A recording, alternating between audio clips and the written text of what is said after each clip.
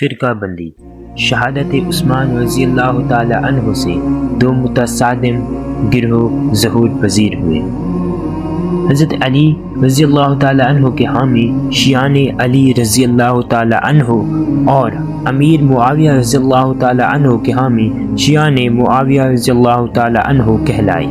ابتدا میں یہ سیاسی گروہ تھے جن کا مقصد اپنے امیدوار کو خلافت دلانا تھا، لیکن بعد ازاں انہوں نے مذہبی رنگ اختیار کر لیا اور متعدد فرقے سنی، شیعہ اور خارجی وجود میں آئے، جو آج تک اتحاد اسلامی کی راہ میں رکاوٹ بنے ہوئے ہیں۔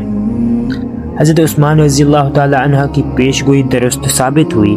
آپ رضی اللہ تعالی عنہ نے وارننگ دی تھی، یاد رکھو اگر تم نے مجھے قتل کر دیا تو پھر تا قیامت ایک ساتھ نماز نہ پڑھ سکو گی، نہ ایک ساتھ جہاد کرو گی۔ دشمنان اسلام کی سازش کامیاب ہو گئی، وحدت اسلامی پارا پارا ہو گئی، اتحاد ملی اور اسلام کا شیرازہ درہم برہم ہو گیا، اور مسلمانوں میں لا تنہائی خانہ جنگی شروع ہو گئی جو آج تک جاری ہے۔ بقول حضرت حذیفہ بن یمانہ، قتل عثمان رضی اللہ تعالی عنہ سے اسلام میں ایک ایسا رخنہ پیدا ہو گیا جو قیامت تک بند نہ ہوگا۔